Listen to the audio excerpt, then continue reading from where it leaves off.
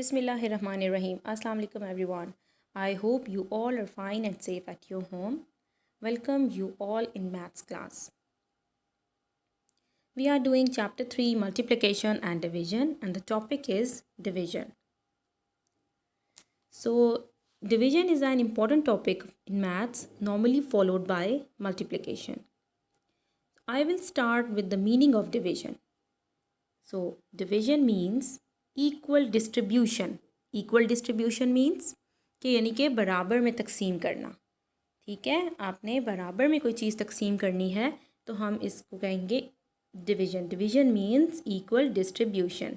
For example if I have 10 candies और 2 students हैं तो मैं दोनों स्टूडेंट्स को 5 कैंडीज़ डिस्ट्रीब्यूट करूँगी, यानी कि मुझे इक्वली डिस्ट्रीब्यूट करना है.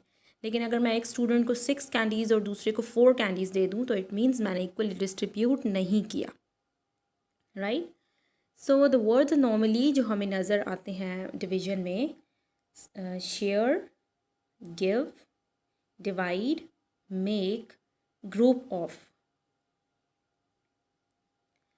तो डिवीजन में हम एक साइन यूज़ करेंगे, साइन ऑफ डिवीजन. डिवीजन के लिए हमारे पास साइन है division. This is division sign and एक स्लैश आपको एक लाइन नज़र आ रही होगी. नॉर्मली आप लोग इसको लैपटॉप्स में और कंप्यूटर्स में भी आप इसको देखते हैं, लेकिन अब इसको भी हम डिवीजन के लिए यूज़ करते हैं. Right. So how can we write with the symbol, यानी साइन के साथ हम नंबर्स को कैसे राइट कर सकते हैं. 18 डिवाइडेड बाय 6 इक्वल्स टू 3, यानी कि 18 को आपने डिवाइड करना है 6 के साथ. 6 3 times 18 and the question is 3. और इसी तरह हम 18 को अगर लाइन लगा के स्लैश इसको कहते हैं हम डिवाइडेड बाय 6, 18 डिवाइडेड बाय 6, तब भी हमारे पास आंसर इसका 3 ही आएगा. राइट. सो अब आपके पास ये कुछ नंबर्स हैं, तो हमें इन नंबर्स को डिफ़ाइन करना है. तो सबसे पहला नंबर ये हमें टोटल बताता है. ठीक है, सबसे पहला नंबर है हमारे पास 18. सो 18 means total number of things in the division, यानी कि इस डिवीजन के लिए आपको सबसे पहले आपको टोटल पता होना चाहिए. देन डिवीजन का साइन है और फिर हमारे पास 6 है. 6 हमें दूसरा नंबर है और ये हमें बताता है कि नंबर ऑफ़ सेट्स हमने कितने बनाने हैं. ठीक है, यहाँ पे हमने कितने नंबर ऑफ़ सेट्स बनाने हैं. और इक्वल्स टू 3 हमारे पास तीसरा नंबर है, थर्ड नंबर है, और ये हम देख रहे हैं कि ये सेट साइज़ है. ठीक है, यानी कि ये हमें सेट का साइज़ बताता है कि हमने डिस्ट्रीब्यूशन इक्वली जो की है वो हमने हर सेट में कितनी चीज़ें रखी हैं, यानी कि जो भी आप चीज़ ले रहे हैं. Let's see an example. There are 16 balls and 4 boxes. How to put 16 balls into 4 equal sized boxes? I have 16 balls. आपके सामने different colors में कुछ balls हैं and एक box है जिसके हमारे पास 4 boxes हैं. Right? हमने इनको 4 boxes में equally distribute करना है. Right? So 16 divided by equal to how? सबसे पहले हम different colors की ball देखते हैं. पिंक है, ग्रीन है, येलो है एंड ब्लू है. तो हम एक एक बॉक्स में सबसे पहले हर बॉल को रखेंगे ताकि हम इक्वली डिस्ट्रीब्यूट कर सकें. So let's start with the pink ball. So we have first, second, third and 4, यानी 4 बॉक्सेस में हमने 4 बॉल्स पिंक रख दी. अब हम ले लेते हैं ग्रीन बॉल्स. ग्रीन बॉल्स भी आप हर बॉक्स में एक एक बॉल रख देंगे. 1, इसके बाद ये देखें 2, 3, 4, यानी कि टोटल अभी तक आपने 8 बॉल्स रखी हैं. राइट. इसके बाद आप देखें येलो बॉल्स हैं आपके पास. येलो बॉल्स को भी 4 बॉल्स हैं और इनको भी आप इक्वली डिस्ट्रीब्यूट कर दें. 1, 2, 3, 4. इसी तरह हमारे पास ब्लू बॉल्स हैं. ब्लू बॉल्स को भी आप हर बॉक्स में इक्वली डिस्ट्रीब्यूट कर दें. इट मीन्स कि आपकी तमाम 16 बॉल्स हर बॉक्स में पुट हो गई हैं, हमने इक्वली उनको रख दिया है. तो अब आप देख लें, इसको काउंट करके भी आप देख सकते हैं. 4 + 4 8 + 4 12 + 4 16. इट मीन्स कि आपने इन 16 बॉल्स को इक्वली डिस्ट्रीब्यूट किया है हर बॉक्स में. So that is 16 divided by 4 equals to 4. So therefore 4 balls should be kept in each box, यानी कि आपने हर बॉक्स में इक्वली 4 बॉल्स पुट की हैं. So we have a proper definition of the division. What is division? The division is a method of distributing a group of things into equal parts. It is the one of the 4 basic operations of arithmetic which gives a fair result of sharing. Right? And the division is an operation inverse of multiplication. Right? अगर हम multiplication में देखें कि हमारे पास दो numbers हैं 3 and 4. So 3 4 makes 3 4s are 12 in multiplication, right? यानी कि 3 4s are 12. और अगर हम यहाँ पे देखें कि अब हमने डिवीजन के लिए इनको कैसे यूज़ करना है, so we have a 12 divided into 3 equal groups. So give 4 in each group. How? So we have total 12. अब आपके पास यहाँ पे 3 ग्रुप्स हैं. उसने कहा है कि 3 ग्रुप्स 3 इक्वल ग्रुप्स में आपने कैसे डिस्ट्रीब्यूट करना है, इक्वली आप कैसे डिस्ट्रीब्यूट कर सकते हो. सो हम 12 एप्पल्स को हर प्लेट में पहले हम एक एक रखेंगे, यानी कि 1 2 3, देन 4 5 6, फिर 7 8 9 10 11 12. यानी कि मैंने हर एक प्लेट में एक एक एप्पल को रखा, तो देन मैंने इसको इक्वली डिस्ट्रीब्यूट किया हर प्लेट में.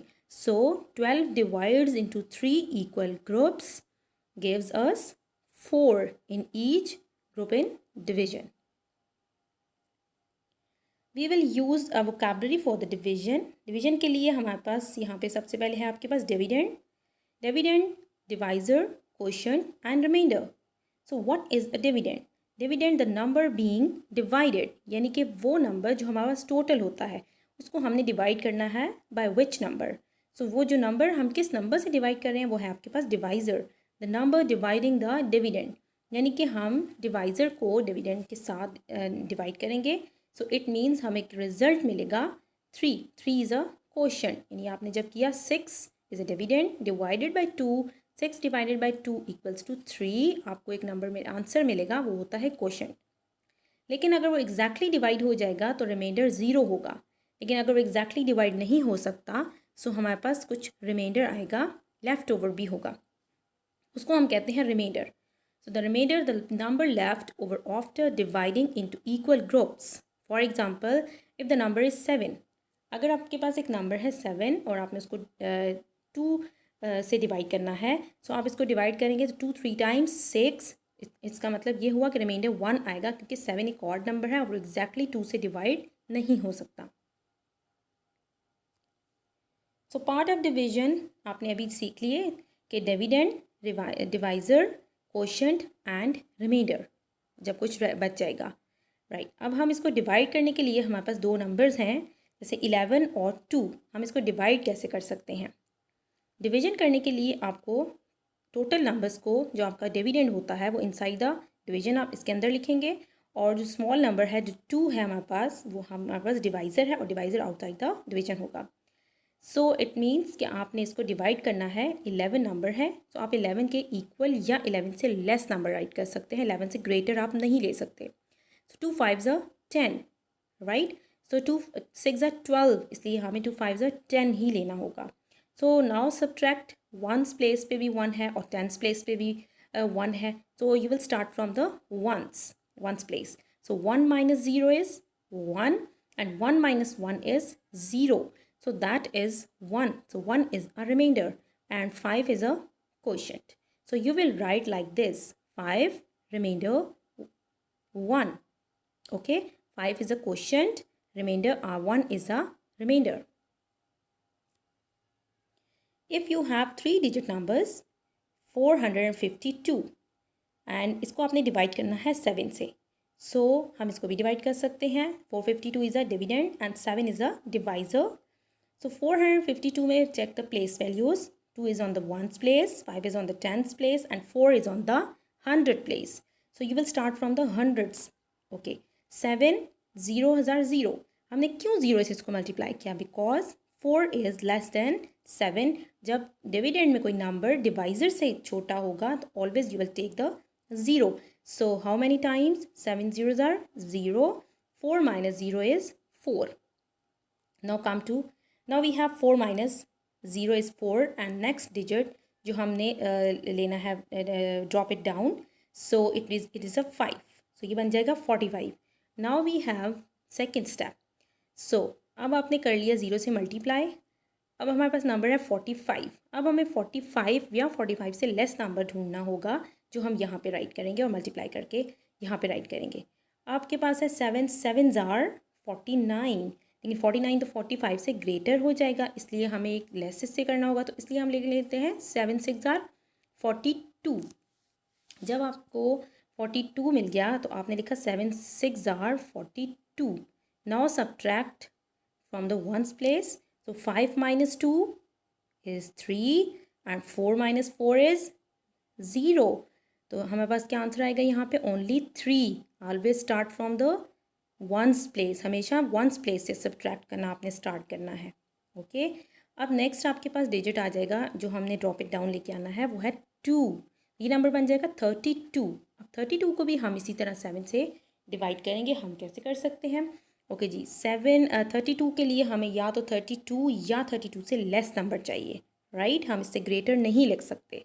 सो 7 5 35, तो 35 तो हम नहीं ले सकते।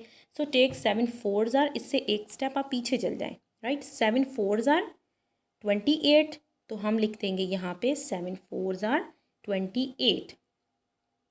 अब 32 में से आप 28 कैसे माइनस कर सकते हैं? You will start from the ones place. Ones place पे डिजिट है 2 और टेंस पे है 3।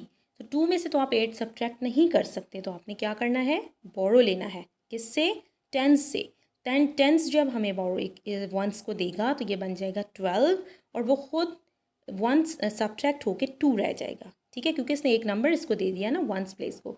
सो 12 minus 8 is 4 and this is 3। ये 3 था और ये 2 बन जाएगा, तो 2 minus 2 इज़ 0। सो आफ्टर 2 हमारे पास डिजिट्स ही कम फिनिश हो गए, हम कोई नया नंबर नहीं ले सकते, इसलिए हम इसको यहीं पे स्टॉप कर देंगे। And this 4 is, yes, this 4 is remainder.